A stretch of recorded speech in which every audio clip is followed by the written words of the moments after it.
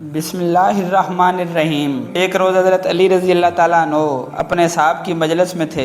اچانک ایک شخص زرد امامہ سر پر باندھے حاضر ہوا اور زور زور سے کہنے لگا کہ تم میں سے کون ہے وہ شخص جو ساری زندگی میدان جنگ سے فرار نہیں ہوا؟ کون ہے وہ شخص جس کی ولادت بیت اللہ میں ہوئی؟ کون ہے وہ شخص جسے حضرت محمد صلی اللہ علیہ وسلم نے علم کا دروازہ قرار دیا؟ حضرت علی رضی اللہ تعالیٰ عنہ نے فرمایا، اے سعید بن الفضل، وہ شخص میں ہی ہوں تم جس کی تلاش میں ہو۔ اس شخص نے عرض کیا کہ میں 60,000 لوگوں کی طرف سے الچی بنا کر بھیجا گیا ہوں۔ میں اپنے ساتھ ایک مردہ بھی لایا ہوں جس کے قتل میں اختلاف ہے۔ اگر آپ کی دعا سے مردہ زندہ ہو جائے اور وہ بتا دے کہ اسے کس نے قتل کیا ہے تو ہم ایک بہت بڑے خون خرابے سے بچ جائیں گے اور آپ کے ممنون رہیں گے۔ پھر حضرت علی رضی اللہ تعالیٰ عنہ نے میثم تیمار سے مخاطب ہو کر فرمایا کہ کوفہ کی گلی کوچوں میں اعلان کروا دو کہ جو کوئی علی کی کرامات دیکھنا چاہتا ہے جو علی کو خدا نے عطا کی ہیں تو کل نجف میں حاضر ہو جائیں۔ آپ رضی اللہ تعالیٰ عنہ کے حکم کے مطابق ہر جگہ اعلان کروا دیے گئے۔ دوسرے دن جب لوگ جمع ہو گئے تو حضرت علی نے اس شخص سے فرمایا کہ میت کو میرے سامنے رکھا جائے۔ جب میت حضرت علی کے سامنے لائی گئی تو آپ نے اس میت سے کپڑا ہٹا کر دیکھا، وہ ایک جوان کی لاش تھی جسے تلواروں کے ساتھ ٹکڑے ٹکڑے کیا گیا تھا۔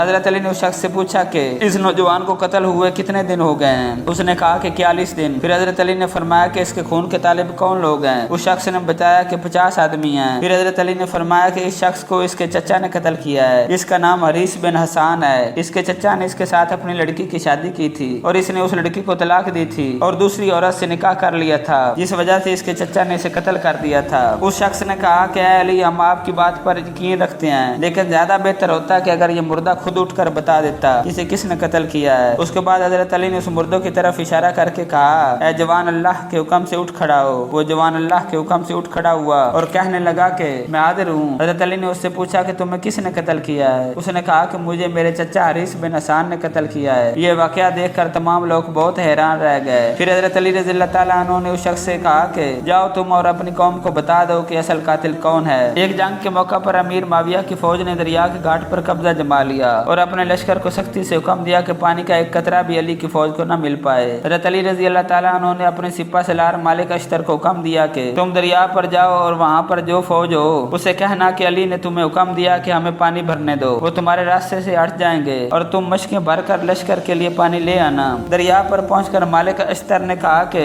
تمہیں حضرت علی نے حکم دیا کہ ہمیں پانی بھرنے دو، لہذا وہ لوگ دریا سے ہٹ گئے اور حضرت علی کے لشکر کے لوگ پانی لے کر واپس چلے گئے۔ اس بات کا امیر معاویہ کو علم ہوا تو نگرانوں کو بلا کر پوچھا کہ پانی کیوں لے کر جانے دیا؟ نگرانوں نے کہا کہ ہمارے پاس آپ کا خاص آدمی عمرو بن عاص آئے تھے اور انہوں نے کہا تھا کہ تمہیں امیر معاویہ نے حکم دیا ہے کہ اس لشکر کو پانی بھرنے دو۔ اس پر امیر معاویہ نے عمرو بن عاص کو بلایا اور ناراض ہو کر کہا کہ تم نے یہ کیوں جھوٹ بولا ہے؟ عمرو بن عاص نے کہا خدا کی قسم میں تو وہاں گیا ہی نہیں اور نہ ہی مخالفین کے لشکر کے لیے پانی بھرنے کا کہا ہے۔ دوسرے دن امیر معاویہ نے حجل نامی سپہ سالار کو 5000 سپاہی دے کر پانی کا پہرا دینے کے لیے بھیجا۔ پھر دوسرے دن حضرت علی نے مالک اشتر کو حکم دیا کہ دریا پر پانی لینے جاؤ اور حجل سے کہنا کہ علی نے تمہیں حکم دیا ہے کہ ہمارے راستے سے ہٹ جاؤ اور ہمیں پانی بھرنے دو۔ چنانچہ حجل 5000 کا لشکر لے کر راستے سے ہٹ گیا اور مالک اشتر اپنے ساتھیوں کے ساتھ پانی بھر کر لوٹ گئے۔ جب امیر معاویہ کو پتہ چلا کہ دوسرے دن بھی علی کے ساتھیوں نے بغیر کسی رکاوٹ کے دریا سے پانی بھرا ہے تو وہ سخت ناراض ہوئے اور حجل کو بلا کر پوچھا کہ تم نے پانی کیوں بھرنے دیا؟ حجل نے ڈرتے ڈرتے کہا کہ آپ کے بیٹے یزید ہمارے پاس آئے تھے، انہوں نے کہا تھا کہ امیر معاویہ حکم دیتے ہیں کہ علی کے لشکر کے راستے سے ہٹ جاؤ اور انہیں پانی بھرنے دو۔ امیر معاویہ نے یزید کو بلا کر پوچھا تو اس نے کہا کہ اللہ کی قسم میں نہ تو وہاں گیا ہوں اور نہ ہی میں نے علی کے لشکر کے پانی بھرنے کے لیے کہا ہے۔ امیر معاویہ اور ان کے ساتھی ان دو واقعات سے بہت حیران ہوئے۔ بالآخر امیر معاویہ نے حجل کو حکم دیا کہ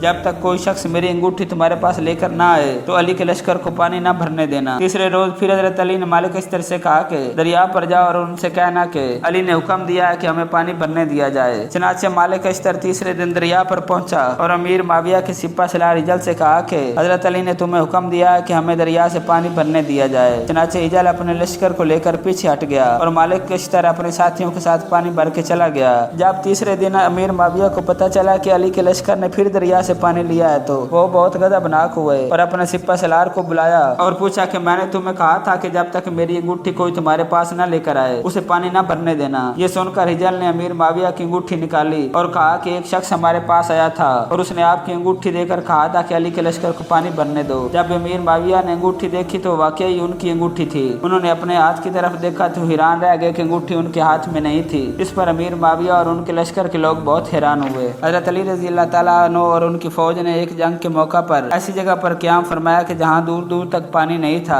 आपकी खिदमत में मालिक अश्तर ने अर्ज किया कि ऐ अमीरुल मोमिनीन, आपने एक ऐसी जगह क़याम फरमाया है कि जहाँ दूर दूर तक पानी नहीं है। हज़रत अली रज़ी अल्लाह ताला अन्हु ने एक तरफ इशारा करते हुए फरमाया कि हम अनकरीब ज़मीन के उस टुकड़े से सैराब होंगे। फिर हज़रत अली रज़ी अल्लाह ताला अन्हु ने फरमाया कि तुम और तुम्हारे साथी मिलकर उस जगह पर गड्ढा खोदें। चनाचे उन्होंने वहाँ गड्ढा खोदा। वहाँ से एक बहुत बड़ा स्याह रंग का पत्थर नमूदार हुआ। 100 आदमियों ने मिलकर उस पत्थर को उठाना चाहा, लेकिन वो पत्थर जरा भर भी ना हिला। फिर हज़रत अली रज़ी अल्लाह ताला अन्हु आगे आए और अकेले ही पत्थर को 40 हाथ दूर फेंक दिया। वहाँ से साफ और शफाफ ठंडा और मीठा पानी ज़ाहिर हुआ। सबने खूब सैर होकर पानी पिया। फिर हज़रत अली ने पत्थर को उसी जगह वापस रख दिया और आपके हुक्म के मुताबिक आपके असहाब ने मिट्टी डालकर उस जगह को छुपा दिया और वहाँ से चल पड़े। अभी कुछ ही फासला तय किया था कि हज़रत अली ने फरमाया कि तुम में से कौन है जो उस मुकाम को दोबारा तलाश करेगा। तब ने कहा कि हम कर लेंगे। जब तमाम लोग वापस आए तो कोई भी उस मुकाम को जहाँ से पानी निकला था न पहचान सका। उस वक्त वहाँ करीबी गर्जे से एक शख्स आया। हज़रत अली ने उसे कहा कि तुम्हारा नाम शमून है। उसने कहा ऐसा ही है,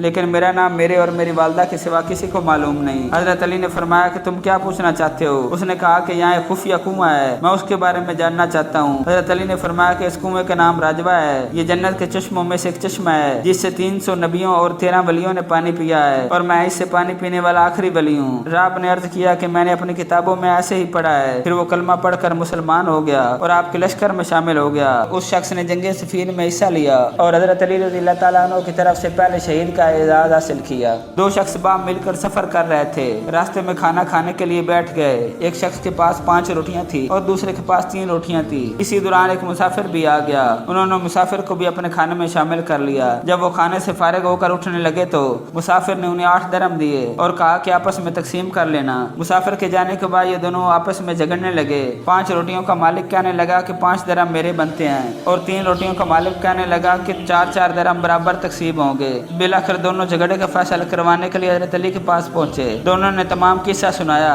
और अपने अपने मुतालबात और तफुदात भी बताए। हज़रत अली ने कहा कि बेहतर है कि तुम अपना मामला खुद हल कर लो, क्योंकि मेहमान के खाने पर झगड़ा करना कोई अच्छी बात नहीं है। इस पर 3 रोटियों वाला शख्स बोला कि हम तब भी राजी होंगे जब आप हमारे दरमियान फैसला करेंगे। फिर हज़रत अली रज़ी अल्लाह ताला अन्हु ने 3 रोटियों वाले शख्स से कहा कि अगर तू हक चाहता है तो तेरा हक सिर्फ 1 दरम बनता है और बाकी 7 दरम 5 रोटियों वाले शख्स के बनते हैं। 3 रोटियों वाले शख्स ने कहा कि मुझे समझाएं तो सही, कैसे मेरा हिस्सा 1 दरम बनता है। हज़रत अली रज़ी अल्लाह ताला अन्हु ने फरमाया कि तेरी रोटियां 3 थी और तेरे साथी की 5 थी, टोटल रोटियां 8 हो गई और खाने वाले 3 लोग थे। अब 3 को 8 से ज़रब दो तो 24 बनता है। ये तो मालूम नहीं कि किसने थोड़ा खाया और किसने ज्यादा खाया। लिहाजा हम अंदाजा लगाते हैं कि हर शख्स के हिस्सा में 8-8 रोटी के टुकड़े आए। तुमने 8 टुकड़े खाए, 8 टुकड़े 5 रोटियों वाले शख्स ने खाए, जबकि 8 टुकड़े मेहमान ने खाए। तुम्हारी रोटियां 3 थी, 3 को 3 से ज़रब दो तो 9 टुकड़े बनते हैं, जबकि 8 टुकड़े तुमने खुद खाए और 1 टुकड़ा तुम्हारे हिस्से का मेहमान ने खाया। जबकि दूसरे शख्स की 5 रोटियां थी, 5 को 3 से ज़रब दो तो 15 बनते हैं। 5 रोटियों में से 8 टुकड़े उसने खाए और 60 टुकड़े मेहमान ने खाए। इस तरह उसकी रोटियों से मेहमान ने 60 टुकड़े खाए और तुम्हारी रोटियों से मेहमान ने 1 टुकड़ा खाया,